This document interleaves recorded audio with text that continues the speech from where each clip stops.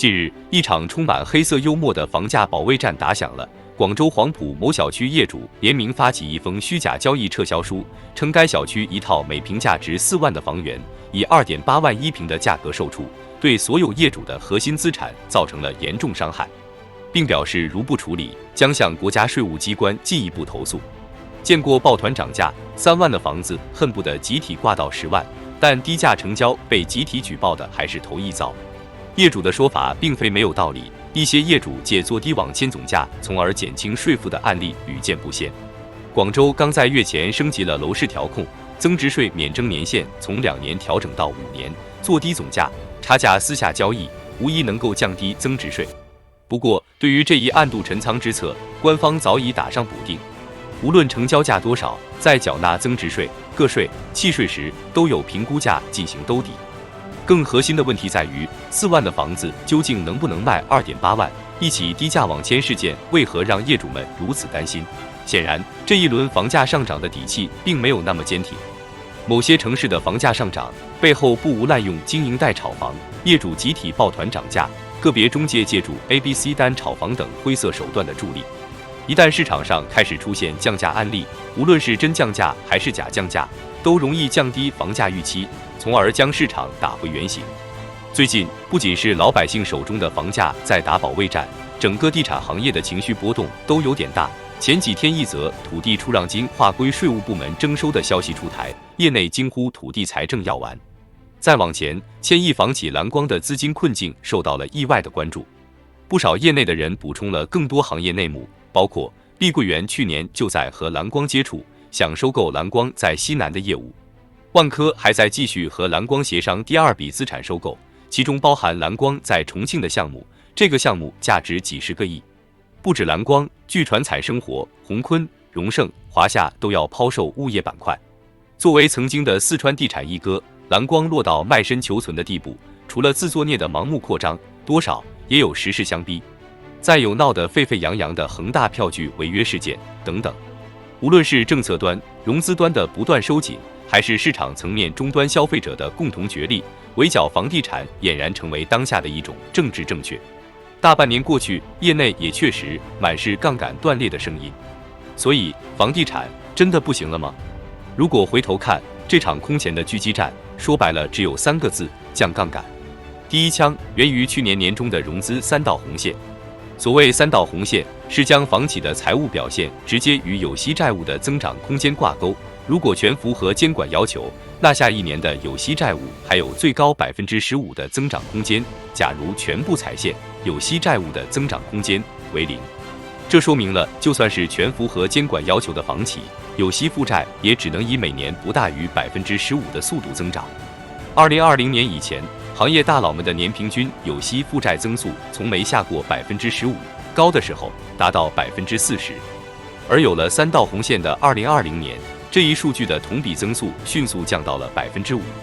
在红线之下，房企被分为369等，进入红档的房企的借款渠道立马被限死，除了分拆资产、股份增发这些财技，就只剩拼命卖房卖资产了。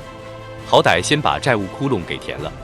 房企想赶紧卖房，但市场端的降杠杆也早已开始，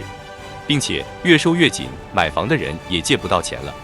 这几天，在本轮楼市上涨的起点，大湾区、深圳和广州的金融监管部门同时出手，进一步严管违规资金流入楼市。深圳约谈5家小贷公司和9家主要从事赎楼担保业务的融资担保公司，重点自查信贷资金违规流入房地产市场。广州要求小额贷款公司不得开展过桥贷、赎楼贷业务，不得直接或变相发放住房按揭贷款。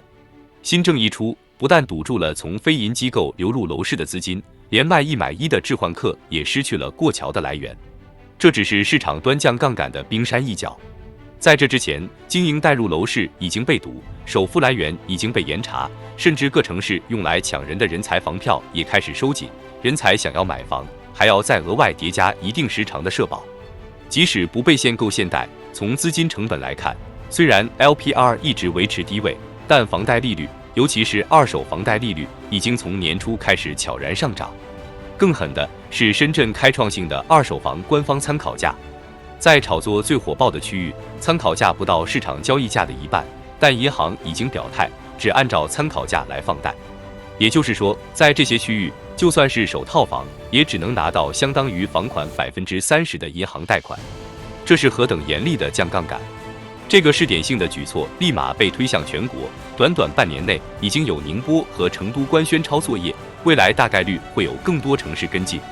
也难怪2021年第一季度中国货币政策执行报告中称，今年一季度居民杠杆率下降0.1个百分点，从去年末的62.2%下降至62.1%，这是2012年以来首次季度性杠杆率下降。在这样的大背景下，房企想要快速走量，确实不太容易。麻烦的是，最缺钱的红档房企，2020年全年销售金额的增速反而是最慢的。生存难，发展更难。对于房企来说，土地是最基本的生产原料，而拿地也越来越艰难了。主流拿地模式大部分依靠房企自有资金，而自有资金的主要来源是定金、预收款和个人按揭贷款，也就是卖房的回款。这对于红档房企非常不友好，毕竟他们回款的首要任务是拿来降负债，如果非要逞一时之气扩张，直接影响的是第二年的融资额度。于是，比起去年上半年，红档房企在下半年的拿地力度明显收缩，额度降了一半以上，同时收缩的是踩了2道红线的承档房企。好不容易熬过2020年，今年前所未有的调控措施来了，工地两集中。22个重点城市的土地出让零售转批发，一年集中卖3次，过期不候。这直接导致了几个后果：降低了土地供应频率，每次几十块土地上市，增加房企资金周转压力，降低房企拿地能力。再加上这些龙头城市大都严格限制新房价格，拿到了地可能赚不了多少钱，而没拿到地一定被挤出局。对于手头本就不宽裕的踩线房企来说，拿地只能更谨慎，因为实在输不起。所以能看到的是，2021年红档房企在土地市场上的存在感越来越弱了。相比起全行业的危机，这更像是一个针对高杠杆房企的加速出清的过程。在越来越360度无死角监管的地产市场中，企业的财务指标达标是第一步，如果连这一步都做不到，等待他们的最终只能是资金链断档。对于脚踩3道红线的房企来说，只有一条路走，降档自救，越快越好。通过花式降负债，在之前的半年里，红档阵营里已经有好几个房企逆天改命，其中融创、雅居乐降至黄档，金融街降至橙档。尤其是融创已经恢复了元气，在今年的土地市场上大展身手。而更多的红档房企，比如恒大、泰禾集团、华夏幸福、蓝光发展、富力地产等等，已经出现在大家所熟知的预备暴雷名单里。而那些稳健而资金充裕的房企，等到了时代的奖赏，无论是拿地还是收购，现在都是完美的窗口期。毕竟很多红档公司已经退出了土地市场的竞争，万一资金周转不过来，他们手上的项目也是挺香的。